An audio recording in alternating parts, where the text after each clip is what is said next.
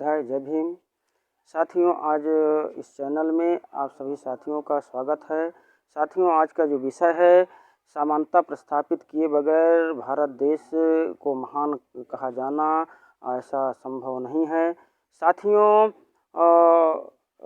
इस देश में जो असमानता है, असमानता का बोलबाला है, इसके पीछे इस देश में जो वर्ण व्यवस्था और जाति व्यवस्था चरम सीमा पे लादी गई और वर्तमान में भी आज कायम है, इसको पृथक किए बगैर, इससे ऊपर उठे बगैर, इसको त्यागे बगैर इस देश का जो सामाजिक व्यवस्था है इसको बदला नहीं जा सकता है। इसलिए कुछ पश्चिमी विद्वानों का मतलब था, कहना था कि अधिक से अधिक लोगों का बड़ा से बड़ा कल्याण हो। अधिक से अधिक लोगों का अगर बड़ा से बड़ा कल्याण चाहते हैं तो उनका ये मतलब था कि शोषित हैं, प्रवंचित हैं, दीन हैं, अहीन हैं और मजलूम हैं, इनके लोगों को अगर आगे बढ़ाना है तो हमको इस देश में बड़े पैमाने पर ये सब व्यवस्थाएं जो हैं, इस व्यवस्थाओं से पृथक होना पड़ेगा। क्योंकि जो सामाजिक व्यवस्था है, जो सामाजिक व्यवस्था और जो वर्ण व्यवस्था है, जाति व्यवस्था है, ये टैली नहीं करती है। ये भिन्न भिन्न बातें हैं और वर्ण व्यवस्था, जाति व्यवस्था जिस देश में रहेगी उस देश का कभी उत्थान और उस देश के लोगों का उत्थान नहीं हो सकता है।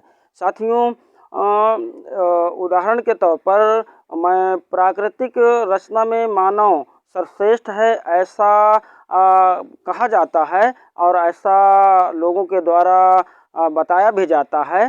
तो अगर प्राकृतिक रचना में मानव सर्वश्रेष्ठ है और दूसरे दर्जे का जानवर पक्षी है और पेड़ पौधे हैं, तो इस बात को हमें समझना होगा कि अगर प्राकृतिक रचना में मानव सर्वश्रेष्ठ है तो वास्तव में बात सही है। तो फिर वो मानव में वर्ण व्यवस्था और जाति व्यवस्था, भेदभाव, छुआछूत, ये कैसे? ये तो कुछ चतुर चालाक लोगों ने अपने स्वार्थ हित में ऐसा किया है। पूर्व में जो भारत की व्यवस्था, सिंधु घाटी सभ्यता, हड़प्पा मोहनजोदड़ो की सभ्यता है, उस सभ्यता से पता चलता है कि इस देश में इसके पहले कभी भी वर्ण व्यवस्था और जाति व्यवस्था नहीं थी। तो यह देश में सामाजिक व्यवस्था सामान्य थी और यह भारत देश जो है सामाजिक तौर पर समान होने के वजह से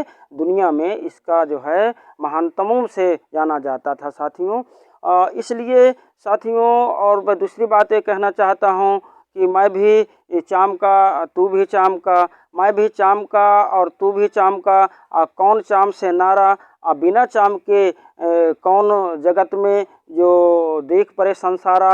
ये महापुरुषों ने जो इस बात को कहा, इस बात से साबित होता है कि मानव में वर्ण व्यवस्था, जाति व्यवस्था ये थोपी गई है और इसको पृथक करने की आवश्यकता है।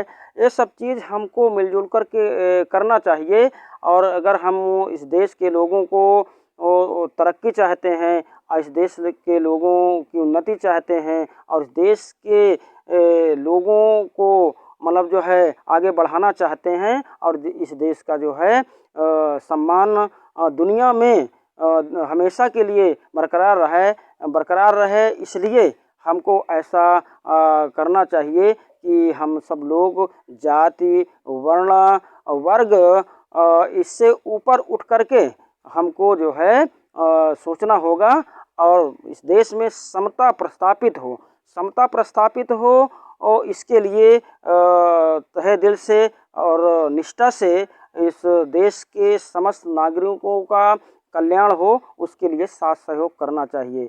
ऐसा हम सब लोग अगर करते हैं तो आप जान लीजिए कि इस देश का भला होगा, इस देश के लोगों का भला होगा और यह देश जो है, जो भारत देश है, भारत देश पुनः पूर्व की भांति विश्व गुरु और सोने की चिड़िया ऐसा जो कहा जाता था, ये पुनः जो है हम इसको कह सकते हैं। यदि अगर इस देश में ये जो है मनवादी व्यवस्था और जो है वैनिष्ठता वाली व्यवस्था जो है अगर चलती रहेगी तो यह देश कभी तरक्की नहीं कर सकता है, क्योंकि किसी भी देश का अगर नागरिक तरक्की नहीं करता है तो वह देश तरक्कीवान नहीं हो सकता है।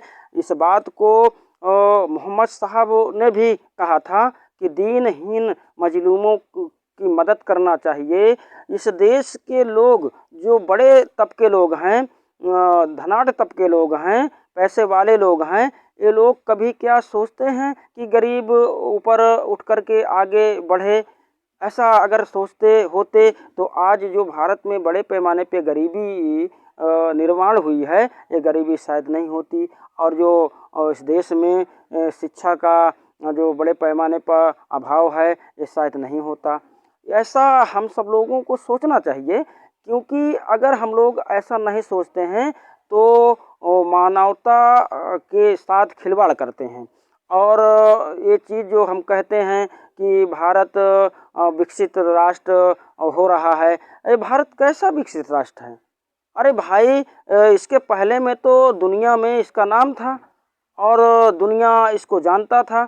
आज हम क्यों कह रहे हैं? इसके पीछे एक का कारण है कि कहीं न कहीं हम चतुर चालाक लोग इस देश में बड़े पैमाने के साथ इस देश के साथ छलावा किया है और आज भी छलावा हो रहा है।